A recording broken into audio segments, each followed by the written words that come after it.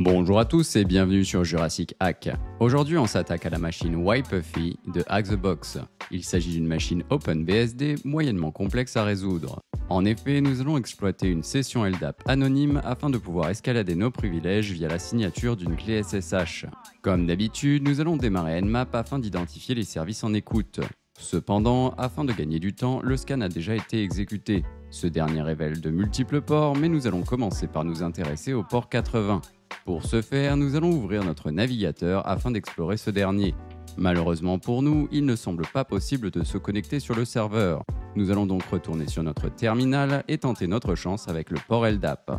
En effet, celui-ci semble autoriser les connexions anonymes. Nous allons donc faire usage du script scan de Nmap afin d'énumérer le contenu de l'annuaire.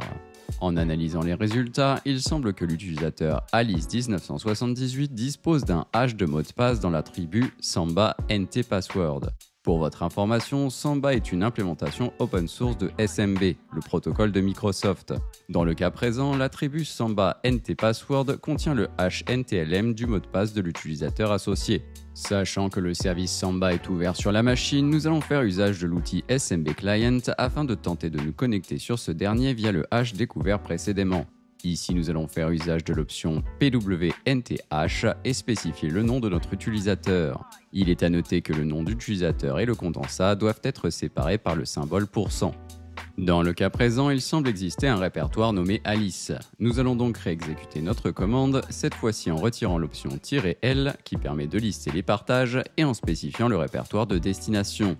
Suite à cela, nous pouvons constater que nous avons accès à un fichier nommé myprivatekey.ppk. Nous allons donc télécharger ce dernier. Une fois celui-ci est récupéré, nous pouvons constater qu'il s'agit d'une clé SSH générée avec le logiciel libre PuTTY. Le format n'est donc pas compatible avec OpenSSH. Afin de corriger cela, nous allons faire usage de la commande PuTTYgen. Ceci va nous permettre d'extraire la clé privée et de la convertir au format OpenSSH. Suite à cela, nous allons faire usage du fichier généré afin de nous connecter en tant qu'Alice 1978 sur la machine. Si tout se déroule correctement, nous devrions être en mesure de récupérer le flag utilisateur. Pour ce qui est de l'escalade de privilèges, c'est un peu plus complexe. Dans le cas présent, nous sommes sur un système OpenBSD et l'outil sudo n'est généralement pas installé. En effet, par défaut, il s'agit de l'utilitaire Duaz. Nous allons donc consulter le fichier de configuration de ce dernier situé dans /etc/duaz.conf. Ici, il semble que notre utilisateur, Alice1978, soit en mesure d'exécuter la commande SSH keygen en tant que user CA sans avoir besoin de spécifier un mot de passe. Par ailleurs, si l'on inspecte le contenu du répertoire /home, nous pouvons en effet voir la présence de l'utilisateur user CA. Celui-ci contient les fichiers CA et CA.pub qui correspondent certainement à la paire de clés d'un certificat. De plus, si l'on consulte la configuration SSH, nous avons plusieurs informations intéressantes. Ici, l'authentification par mot de passe est désactivée et nous avons deux URL différentes spécifiées pour les paramètres Authorized Key Command et Authorized Principals Command. Enfin, nous avons également le paramètre Trusted User CA Keys qui spécifie la clé publique du certificat situé dans le répertoire User CA que nous avons vu précédemment. Bien, avant d'aller plus loin, une petite explication s'impose. Aujourd'hui, vous vous connectez certainement à un serveur SSH en utilisant la clé privée présente sur votre système local. La clé publique, quant à elle, est située sur le serveur, généralement dans un fichier nommé Authorized Keys.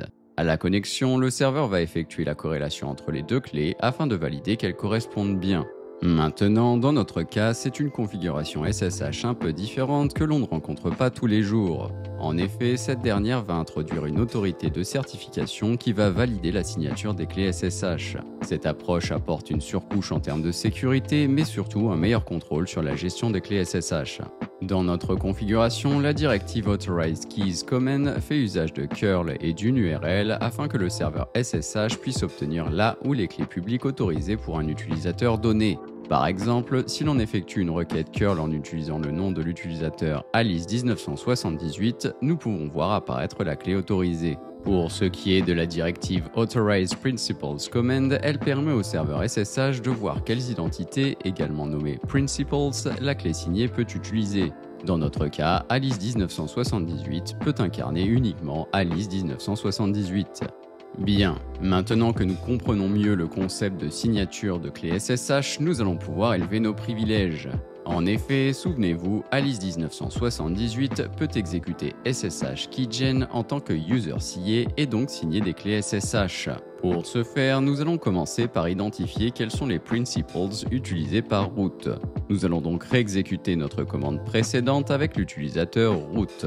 Ici, nous obtenons la valeur Emergency Backdoor, celle-ci devra être utilisée lors de la signature de notre clé. Maintenant, nous allons ouvrir un nouveau terminal et créer une paire de clés SSH sur notre machine locale.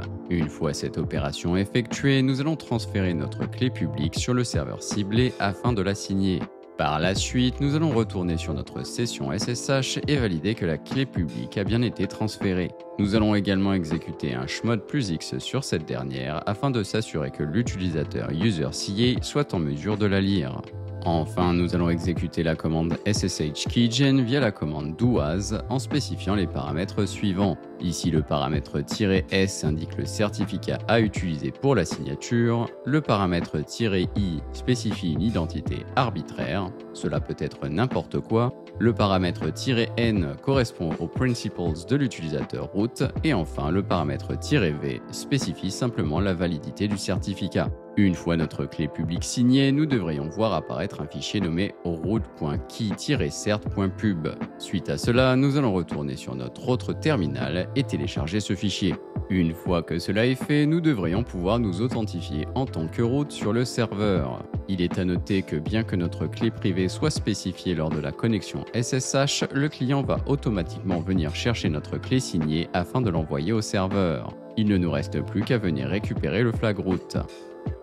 C'est tout pour aujourd'hui, j'espère que vous avez apprécié cet épisode. Si la vidéo vous a plu, n'hésitez pas à laisser un commentaire, à vous abonner à la chaîne et bien évidemment le meilleur cadeau que vous puissiez faire, c'est de partager et d'en parler autour de vous. Merci d'avoir regardé et à très bientôt.